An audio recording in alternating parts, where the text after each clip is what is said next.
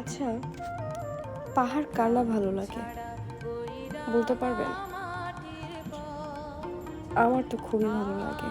আমাকে যদি প্রশ্ন করা হয় পাহাড় না সমুদ্র, আমি কিছু না ভেবে বলবো পাহাড়। তাই তো সেদিন চলে গেলাম হঠাৎ করে পাহাড় দেখতে। ভোরবেলার সকাল তখন উঁকি দিচ্ছে, আর আমরা পৌঁছে গেলাম পাহাড় দেখতে।